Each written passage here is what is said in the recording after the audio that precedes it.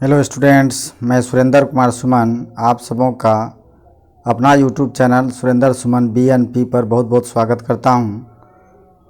आज मैं पुनः इकोनॉमिक्स सब्जेक्ट से फर्स्ट लेसन अर्थव्यवस्था एवं इसके विकास का इतिहास चैप्टर्स में सारे ऑब्जेक्टिव प्रश्न को लेकर के आया हूं। जहां तक मेरा मानना है कि इससे बाहर एक भी प्रश्न नहीं आना चाहिए। आप इसकी अच्छी तरह से तैयारी करें स्टूडेंट्स, जो कि आने वाले परीक्षा में आपके लिए काफ़ी उपयोगी साबित हो। मेरे इसी तरह का चैप्टर वाइज वीडियो प्राप्त करने के लिए मेरे चैनल को सब्सक्राइब करें, लाइक करें और अपने साथियों में शेयर करें स्टूडेंट्स। चलिए मैं बिना देर किए हुए अपने वीडियो पर आता हूं। फर्स्ट क्वेश्चन है, निम्नलिखित में से कौन अर्थव्यवस्था के प्राथमिक क्षेत्र में सम्मिलित है? तो स्टूडेंट आप जानते ही होंगे कि प्राथमिक क्षेत्र अर्थव्यवस्था के 3 क्षेत्र हैं, जिसमें प्राथमिक क्षेत्र आपका कृषि क्षेत्र है, दूसरा आपका औद्योगिक क्षेत्र आता है, तीसरा सेवा क्षेत्र आता है।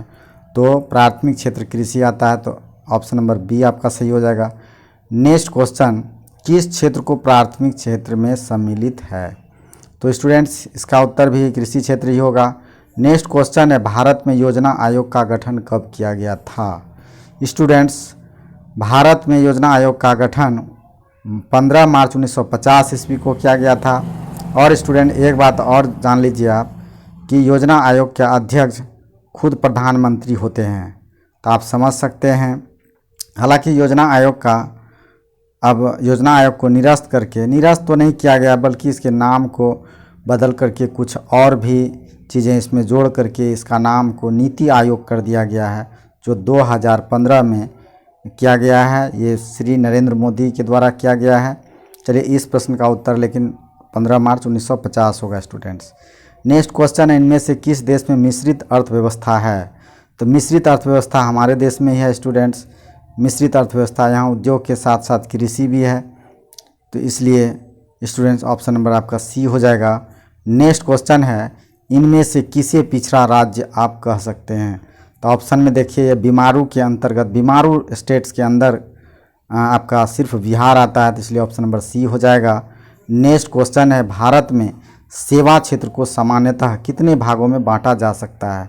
स्टूडेंट्स इसको 2 भागों में बांटा जा सकता है, आप पढ़े होंगे, इसलिए ऑप्शन नंबर इसका ए सही होगा। नेक्स्ट क्वेश्चन है, अर्थव्यवस्था की आर्थिक क्रियाओं को कितने भागों में बांटा गया है? अर्थव्यवस्था की आर्थिक क्रियाओं को स्टूडेंट्स इसको 3 भागों में बांटा गया है, इसलिए ऑप्शन नंबर आपका 3 सही हो जाएगा। नेक्स्ट क्वेश्चन हो जाएगा, सन 2008-9 के अनुसार भारत की औसत प्रति व्यक्ति आय क्या है? तो ये भी आप जानते ही होंगे, 25,494 रुपया प्रति व्यक्ति आय भारत का औसत है स्टूडेंट्स, इसलिए ऑप्शन नंबर बी आपका सही हो जाएगा। नेक्स्ट क्वेश्चन, भारत में प्रथम पंचवर्षीय योजना की अवधि कौन सी है? तो आपको ऑप्शन में देख करके टिक करना है।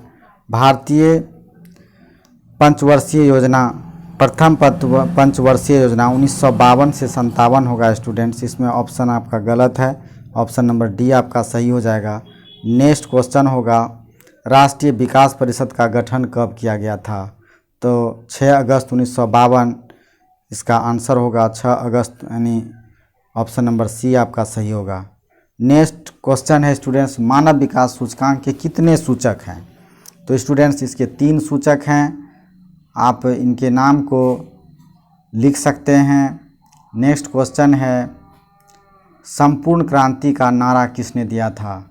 संपूर्ण क्रांति का नारा स्टूडेंट्स जयप्रकाश नारायण ने दिया था, जो विद्यार्थियों के सहयोग से 1971 में जो क्रांति चलाई गई थी वह जयप्रकाश बाबू के द्वारा चलाया गया था। नेक्स्ट क्वेश्चन है स्टूडेंट्स, मनरेगा के अंतर्गत ग्रामीण मजदूरों को साल में कम से कम कितने दिनों के लिए रोजगार देने की व्यवस्था है? आप सभी जानते होंगे, इसमें 100 दिनों के लिए रोजगार देने का गारंटी दिया गया है। नेक्स्ट क्वेश्चन है, आर्थिक क्रियाओं का उद्देश्य क्या होता है? तो आर्थिक क्रियाओं का उद्देश्य स्टूडेंट जीविकोपार्जन होगा, ऑप्शन नंबर ए आपका सही हो जाएगा। भारत में आर्थिक व्यवस्था कैसी है? तो आप जान चुके हैं, यह मिश्रित अर्थव्यवस्था है स्टूडेंट्स। नेक्स्ट क्वेश्चन है, एक समाजवादी अर्थव्यवस्था में सर्वाधिक बल दिया जाता है, किस पर दिया जाता है? तो स्टूडेंट्स यह लोक कल्याण पर दिया जाता है ताकि देश का कल्याण हो। नेक्स्ट क्वेश्चन है स्टूडेंट्स, भारत के पड़ोसी देशों में से किस देश की प्रति व्यक्ति आय सबसे ज़्यादा है? तो स्टूडेंट्स यह श्रीलंका की है। ऑप्शन नंबर आपका सी हो जाएगा। नेक्स्ट क्वेश्चन है, जिस देश की राष्ट्रीय आय अधिक होती है उसे क्या कहते हैं? ये अभी जानते होंगे आप लोग, उसको विकसित देश कहा जाता है स्टूडेंट्स। जैसे अमेरिका है, जर्मनी है, रूस है, ये सब, जापान है, ब्रिटेन है, ये सब विकसित देश है स्टूडेंट्स। नेक्स्ट क्वेश्चन है, निम्नांकित में से कौन सा देश विकसित अर्थव्यवस्था का उदाहरण है? तो इसमें से अमेरिका होगा स्टूडेंट्स। नेक्स्ट क्वेश्चन है, किस अर्थव्यवस्था में उत्पादन के साधनों पर किसी व्यक्ति या निजी संस्था का अधिकार होता है? तो स्टूडेंट्स ये आप जानते होंगे, यह पूंजीवादी अर्थव्यवस्था के क्षेत्र के अंतर्गत आता है, जिसमें उत्पादन के साधनों पर निजी या किसी व्यक्ति का अधिकार होता है। ऑप्शन नंबर ए आपका सही हो जाएगा। नेक्स्ट क्वेश्चन है, बिहार में किसकी प्रधानता है? तो स्टूडेंट्स बिहार में कृषि ही सबसे प्रमुख है, जो जीविकोपार्जन का संसाधन है, या बिहार यदि विकास भी कर सकेगा तो कृषि को ही उन्नत बना करके कर सकता है। नेक्स्ट क्वेश्चन है, बिहार के पिछड़ेपन का प्रमुख कारण क्या है? स्टूडेंट्स आप देखे होंगे, बिहार में एक भयानक जनसंख्या, भयानक बाढ़, सुखाड़ और कृषि पर अत्यधिक जनभार, तो ये सभी आंसर हो जाएगा। ऑप्शन नंबर डी आपका सही होगा। बिहार झारखंड के पश्चात कौन सा उद्योग बिहार में रह गया?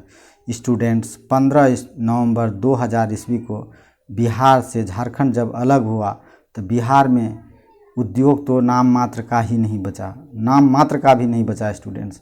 ओनली आप चीनी उद्योग के रूप में देख सकते हैं, जो चीनी उद्योग ही सिर्फ रहा है, बाकी जितने भी सारे उद्योग थे वो झारखंड के हिस्से में चला गया है। हमारे देश की स्थिति तो यह है कि चीनी उद्योग भी धीरे धीरे बंद होता जा रहा है स्टूडेंट्स। चलिए इसका आंसर लेकिन ऑप्शन नंबर बी हो जाएगा। नेक्स्ट क्वेश्चन है, बिहार में जीवन यापन का मुख्य साधन क्या होगा? तो यह बार बार रिपीटेड हो रहा है, बिहार में जीविकोपार्जन का प्रमुख साधन कृषि है स्टूडेंट्स। नेक्स्ट क्वेश्चन है, किस क्षेत्र को तृतीयक क्षेत्र कहा जाता है? तो मैं पहले ही आपको बता दिया था, तृतीयक क्षेत्र के अंतर्गत सेवा क्षेत्र आता है स्टूडेंट्स।